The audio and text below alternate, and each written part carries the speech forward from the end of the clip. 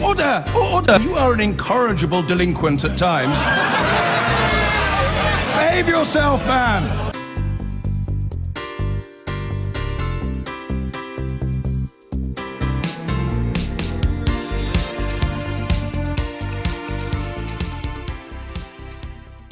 Well, now, this should have been the highlight of Nigel Farage's career, a political life devoted to this very moment. But there's not much euphoria. Indeed, Mr. Farage has told us he now fears he's being betrayed by some of the backtracking by key figures on the Leave side on issues like freedom of movement and immigration controls.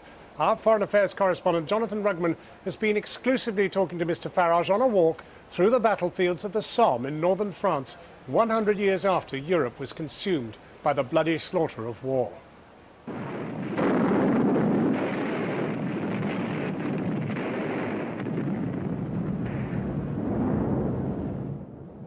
For over 3 decades, Nigel Farage has been visiting the Somme battlefield several times every year.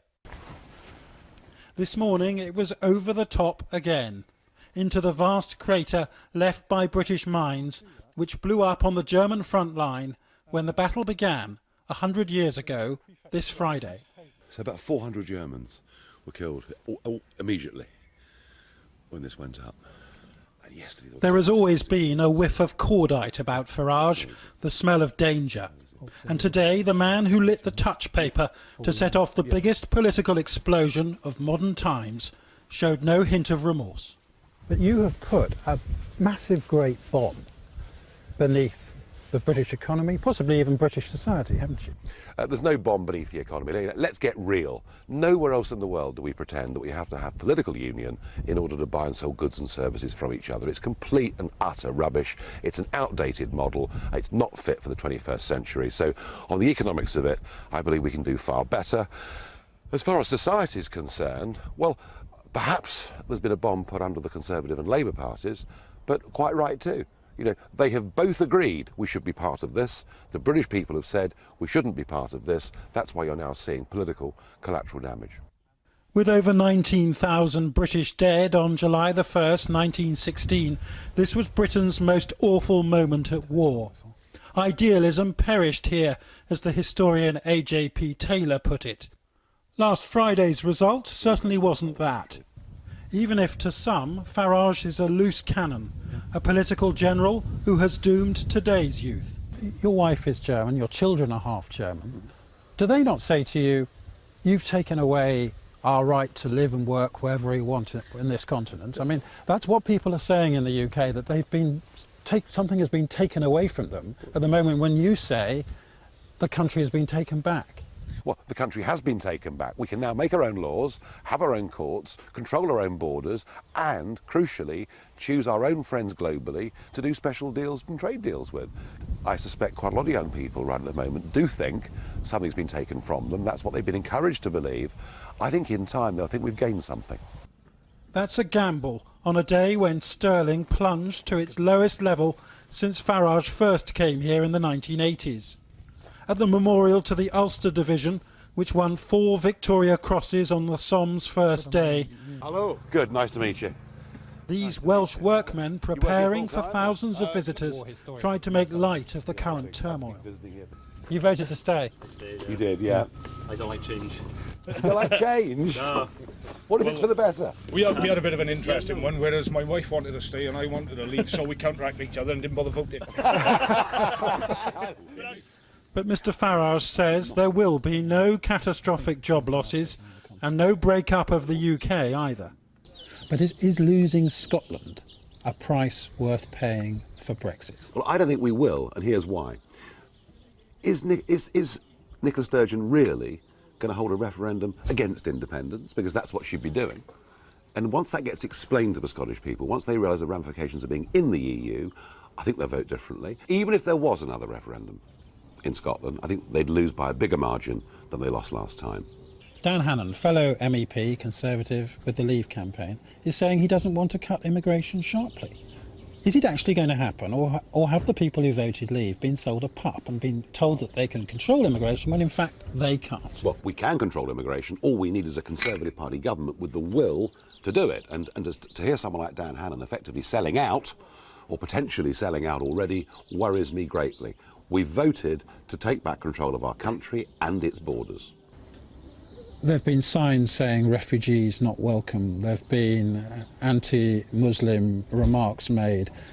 Are you going to condemn those? Because it's as if you have unleashed a deeply unpleasant strain of British society that sees the referendum result as the reason to come out and be proud of their views. Well, the real prejudice has been the prejudice that's been there for a decade or more against anybody that dares stand up against the establishment, anybody that dares to say we shouldn't be part of the European Union, and anybody that thinks we should even question immigration as an issue. But you do accept that there's something nasty in the woodshed that is coming out because of what happened last week. Racist remarks, Poles being berated, Muslims being verbally criticised.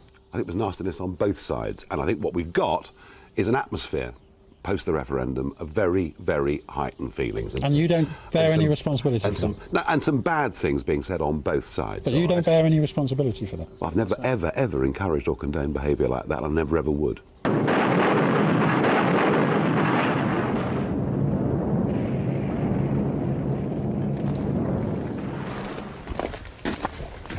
In the sombre quiet of these once raging battlefields, the UKIP leader is no longer singing like the escaped canary he was on Friday morning. Because it was chalk, it was very, very easy just to get all the leaves and old trees out and everything. It's not just because he's acknowledging the heroism of those who fought in these Somme trenches, once over 16 miles long. Or the 7,000 British soldiers buried here, where the boys from Sheffield fell.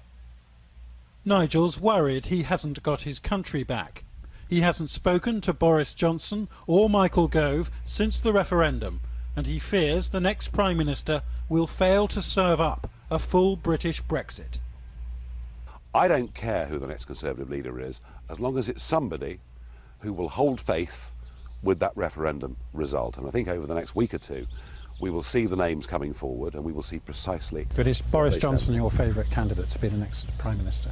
Well, I think that Boris has a lot going for him in terms of public appeal, but perhaps some of the things he's been saying over the last 48 hours indicate there might be a slight softening of his position. What's he been saying that worries you?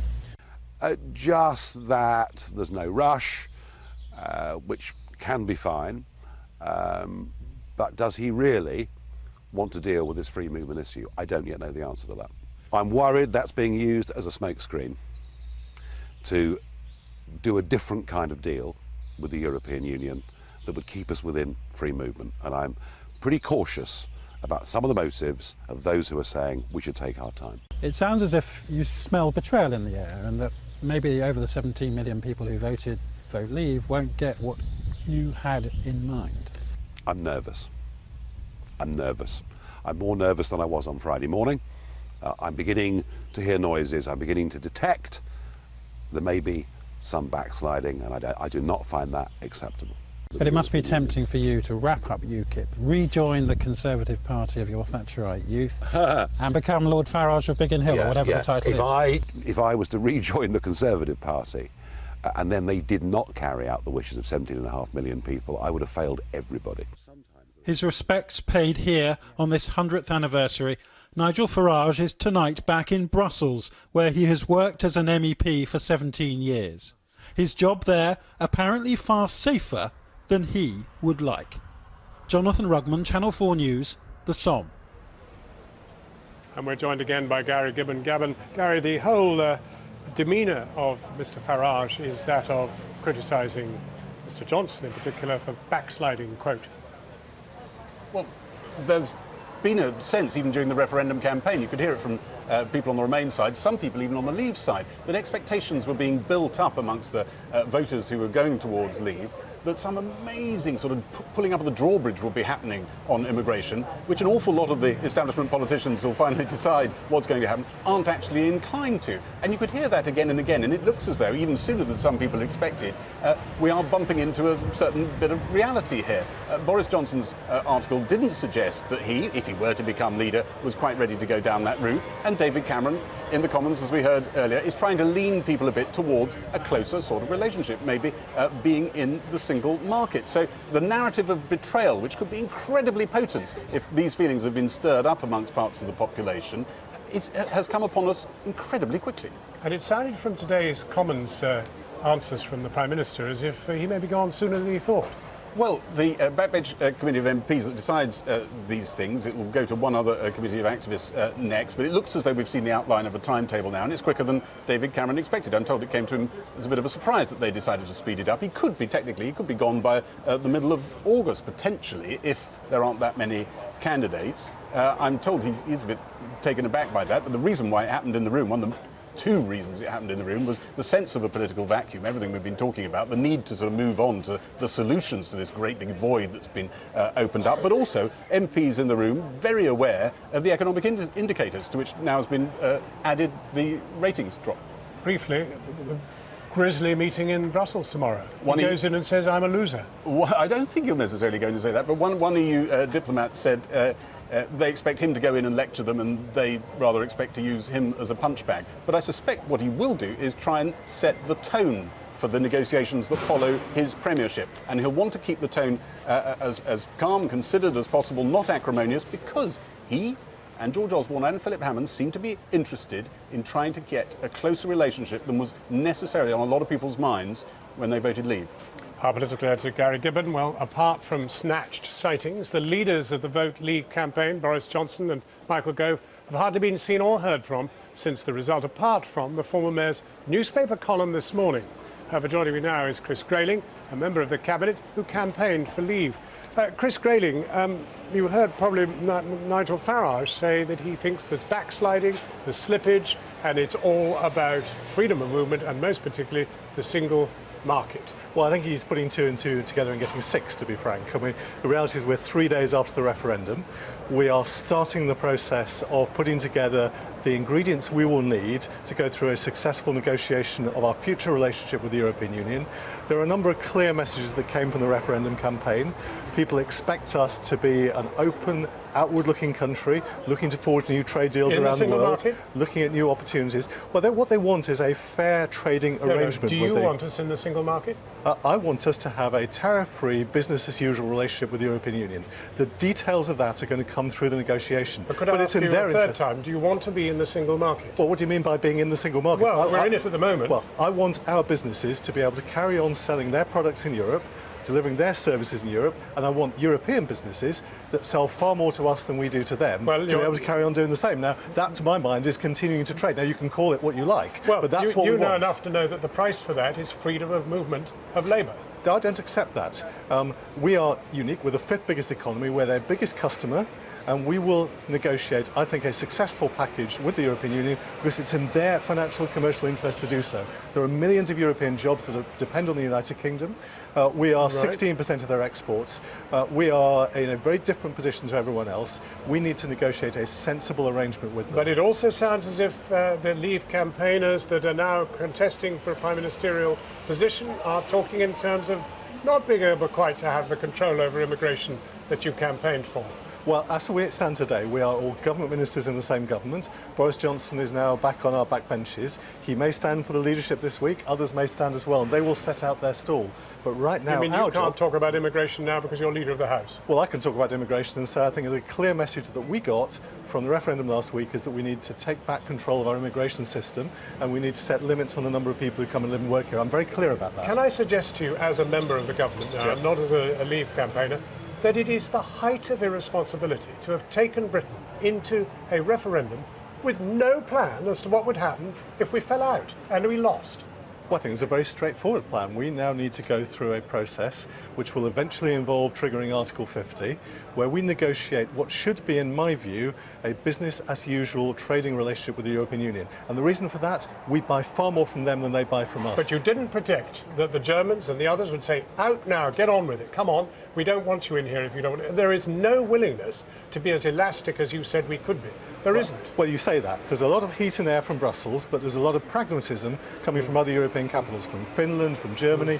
We had the German CBI saying that we need to carry on with business as usual. We've had the German government saying they want to take time to get it right.